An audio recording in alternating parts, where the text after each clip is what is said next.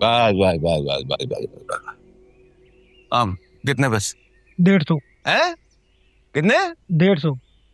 क्या गोद में उठा के लाया है? मेरे साथ तू नहीं आया? 110 रुपए हैं बस, यही बनते हैं। और अंगी से कुरंगी तक का किराया। चल, ये क्या मौत के कुएं में बाइक चला रहा था पहले? चल निकल जा। धक्का लगा दूं? निकल बे।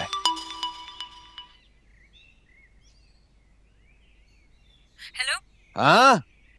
तुम कराची वापस आए? अभी तक वहीं हो? अरे नीलूजान, कहाँ? अभी यहाँ काम ही नहीं पूरा हो रहा। अरे तुम्हें पता है ना, मैं परेशान हूँ। क्यों? क्या हुआ? सब खैरियत? क्या मतलब क्या हुआ? तुम्हें बताया नहीं था कि साकिब भाई को पुलिस लेके गई है? ओहो, साकिब अभी तक घर वापस ही नहीं आया है? क्या मतलब, कैसे आएंगे वो वापस? उनकी जमानत नहीं हुई भाई। लो, अरे मैं समझ रहा था कि साकिब तो घर आ गया होगा। 3 दिन हो गए मेरी साकिब भाई से कोई बात नहीं हुई है। मुझे तो ये भी नहीं पता कि वो कौन से थाने में, और तो और उनके वकील का नंबर नहीं है मेरे पास। मैं तो बस सिर्फ तुम्हारा इंतजार कर रही हूँ इस वक्त। अरे नीलमा, मैं वापस कैसे आऊं? अरे तुम्हारी जिम्मेदारी ही है, उसी को निभाने के लिए कोशिश कर रहा हूँ ना। अरे मेरा तो काम यहाँ पे। क्या मतलब काम? छोड़ छाड़ के काम, वापस आओ फौरन। अरे नीलमा, मेरे पास तो 1 रुपया नहीं है भाई, मैं वापस कैसे आऊं? अरे पैसे होंगे तो तुम होगी तो मैं हूँगा। मैं भी किस फारिग इंसान के साथ पूरी जिंदगी गुजारने का फैसला कर रही हूँ, जिसके पास लाहौर से कराची आने तक का किराया नहीं है। ठीक कहते हैं साकिब भाई। क्या कहता है मेरे बारे में? यही कि तुम जैसे कंगले इंसान के साथ मुझे शादी नहीं करनी चाहिए। तुम एक बेकार और घटिया इंसान हो। तो ये राय है साकिब की मेरे बारे में। इसको तो इसकी औकात अब मैं बताऊंगा। सरतारे साला मजीद थाने में 2-4 दिन। हेलो, कहाँ खो गए हो? हाँ, हेलो। हाँ बोलो। क्या बोलूं मैंने जो बोलना था वो मैंने बोल दिया। नीलोजान, जो तुमने बोला मैंने सुन लिया, लेकिन अभी वापस नहीं आ सकता। अरे तुम्हारी मोहब्बत के हाथों मजबूर हूँ। मेहनत करूंगा, मैं मर जाऊंगा, मेहनत करूंगा, मैं कुछ भी करूंगा, तुम्हें हासिल करूंगा। हेलो। इसकी तो साकिब हल्का लग रहा मुझे। ये क्या, फोन काट दिया इसने?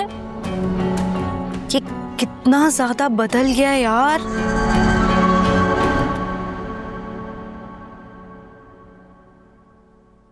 हमारे सर पर मुश्किलों का पहाड़ तोड़कर ये अपनी जान बचा के भाग रही है।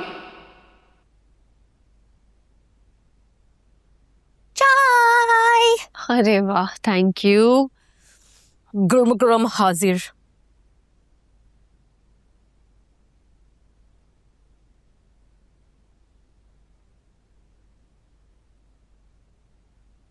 वैसे मैं बड़ी खुश हूं तुम्हारे इस फैसले से।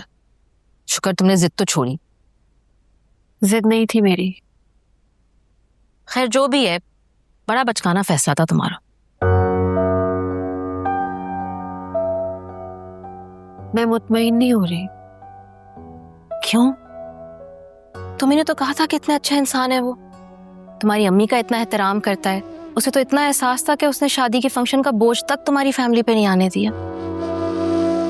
इतना मत सोचो यार, शादी कभी ना कभी तो करनी थी। हाँ, लेकिन अभी ये वक्त मुनासिब नहीं है, मुझे ऐसा लगता है। अच्छा एक बात मुझे बताओ, क्या तुम उसे बहुत नापसंद करती हो? नहीं यार, वो पसंद है मुझे। अच्छे इंसान है बहुत, मैं बहुत इज्जत करती हूँ उनकी। बस कुछ तलखियां हो गई थी जिसकी वजह से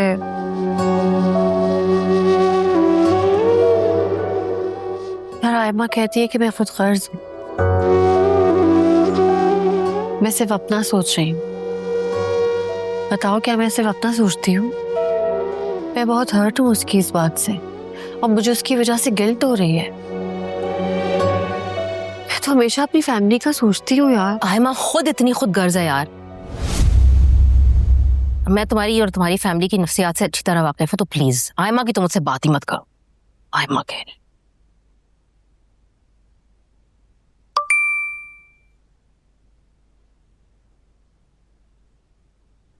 किसका मैसेज है? फेबिना मैम का। कह रही है तुम आ जाओ ऑफिस। चलो, अच्छा खुश खुश जाओ, क्योंकि वहां पे वकार से भी सामना होगा ना। कहीं उन्हें ऐसा ना लगे कि तुम इस शादी से नाखुश हो या मजबूरी में कर रही हो। उन्हें यही लगना चाहिए कि तुम उन्हें उतना ही पसंद करते हो जितना कि वो तुम्हें पसंद करते। अच्छा चलो, अपना मुंह ठीक कर लो। सही है। अच्छा चलो, मैं भी चलती हूँ, दरवाजे तक छोड़ाती हूँ। आ जाओ। चलो।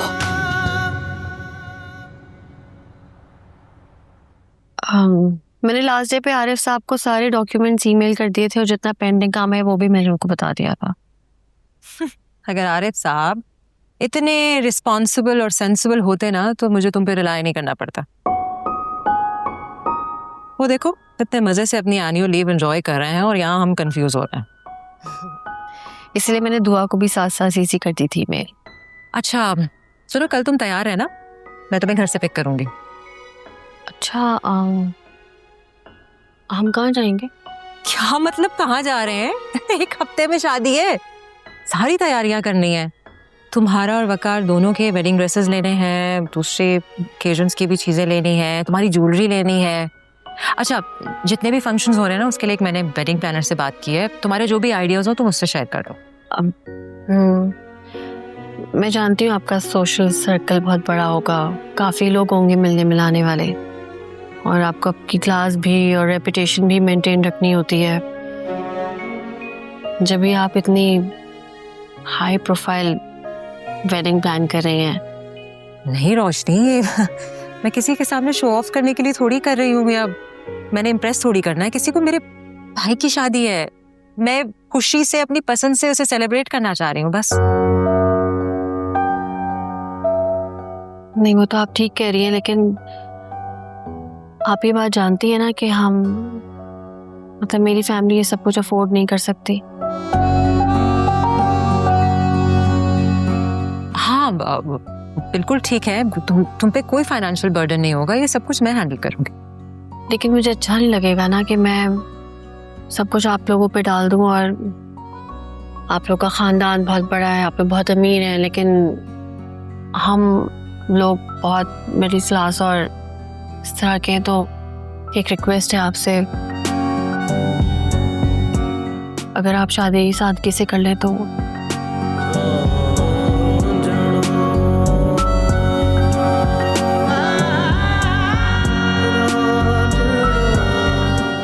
कैसी लड़की हो तुम?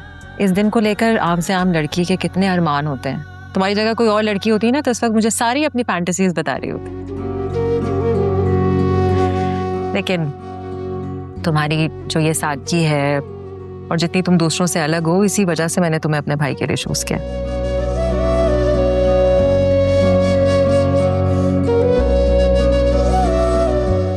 और वकार को भी यही सारी बातें इंप्रेस करती। सो डोंट वरी, हर चीज तुम्हारी मर्जी से होगी, ठीक है? Thank you. अच्छा मुझे दूसरी फाइल भी दिखा दो ताकि मुझे पता चल जाए और कुछ अगर बाकी रह गया हो तो। हाँ